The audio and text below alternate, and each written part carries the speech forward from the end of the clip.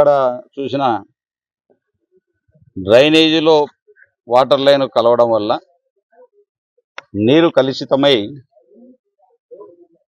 చాలా విరోచనాలై చనిపోవడమే కాకుండా దాదాపు 50-60 మంది ఇప్పటికి కూడా కర్నూలు హాస్పిటల్ అయితేనేమి, నంద్యాల అయితేనేమి, మన ఆత్మకూరు పట్టణంలో ప్రైవేట్ హాస్పిటల్లో కానీ గవర్నమెంట్ హాస్పిటల్లో కానీ ఎంతోమంది ఈరోజు కూడా చికిత్స పొందుతూ ఉన్నారు.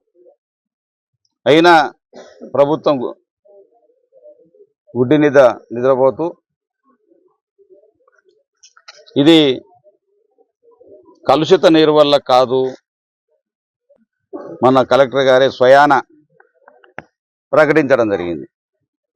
నేను ప్రభుత్వాన్ని ప్రశ్నిస్తూ ఉన్నా. దాదాపు 2 రోజులుగా మీరు ఎన్నో రకాలుగా నీరు కలుషితమైందా కాదా అని చెప్పి శాంపిల్స్ తీసింటారు. శాంపిల్స్ ఏమైనాయో ఈ రోజు వరకు కూడా రిపోర్ట్లు చూపించడం లేదు. ప్రభుత్వానికి చెడ్డ పేరు వస్తుందనే ఉద్దేశంతో మీరు దాన్ని అతిసార వ్యాధిగా ఈరోజు ప్రకటిస్తూ ఉన్నారు. నేను ఒకటే కోరుతా ఉన్నా, అతిసార వ్యాధి అనేటప్పుడు గ్రామం అంతా, పట్టణం అంతా కూడా అతిసార వ్యాధితో బాధపడాలి, చనిపోవాలి. అలా కాదు, ఒకటే వార్డులో 5-9 వార్డులలో నీరు కలుషితమై ఎక్కడైతే డ్రైనేజీలో ఈ యొక్క తుప్పు పట్టినటువంటి పైపులు ఉన్నాయో అటువంటి ప్రాంతాల్లోనే ఇటువంటివి సంఘటనలు జరుగుతూ ఉన్నాయి. మీరు పంపించినటువంటి నీరు మంచిదైతే మళ్ళీ ట్యాంకర్ల ద్వారా ఎందుకు సప్లై చేస్తూ ఉన్నారు? మీరు తాగండి, ముందు మీరు తాగి చూపించండి ప్రజల ముందు. ఈ నీరు కలుషితము కాదు, మంచి నీరే అని చెప్పి ముందు అధికారులు కానీ, లేకపోతే ఇక్కడ ఉన్నటువంటి ఎమ్మెల్యే తాలూకు మనుషులు కానీ, రాజకీయ నాయకులు కానీ ఎవరైనా సరే మేము తాగి చూపిస్తాం, మీరెందుకు మా మీద బురద చల్లుతా ఉన్నారు అని చెప్పి ప్రశ్నించాల్సింది. ఆ విధంగా కాకుండా మీరేమో ప్రజలను పెడుతూ ఇది అతిసారతో చనిపోయారని చెప్పి ఈరోజు ప్రకటిస్తూ ఉన్నారు. మేము ఒకటే డిమాండ్ చేస్తూ ఉన్నాం, ఖచ్చితంగా ఈరోజు చనిపోయిన వారికి 25 లక్షల రూపాయలు ఎక్స్గ్రేషియా ఇవ్వాలి. ఇవ్వకపోతే కోర్టుకు కూడా పోతాం. ఈరోజు ఎమ్మెల్యే గారు కూడా ఈ రోజు కూడా 1 రోజులుగా వస్తూ ఉంది.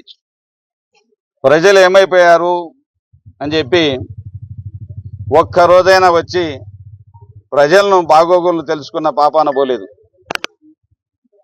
ఎమ్మెల్యే గారు బిజీగా ఉన్నారు, ఎందుకంటే కమిషన్లు దండుకోవడంలో బిజీగా ఉన్నారు. కమిషన్లే ఆయనకు పరమావధిగా, అదే పనిగా ప్రజల మీద శ్రద్ధ లేదు, ప్రజల ప్రాణాల మీద శ్రద్ధ లేదు.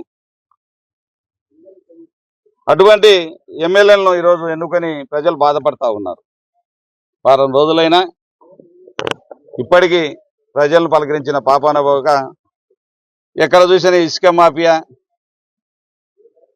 Wine mafia, land mafia, rice mafia, ఎక్కడ చూసినా దుర్మార్గంగా శాండ్కు టన్నుకు 200 రూపాయలు దండుకోవడంలో, అదేవిధంగా బ్రాంతి షాపుల పైన 1,50,000-2 లక్షల రూపాయలు వసూలు చేయడంలో, ఎట్లా పడితే వాళ్ళ నాయకులు వాళ్ళందరూ కలిసి డబ్బులు వసూళ్ల కార్యక్రమం చేపట్టారు.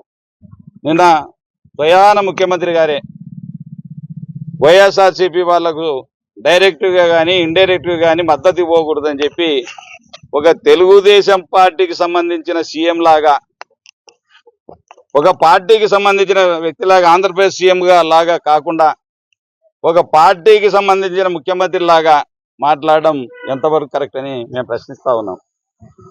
రాష్ట్రానికి అధిపతి నువ్వు, రాష్ట్రం ఎవరు చేసినా అదే జగన్మోహన్ రెడ్డి గారు.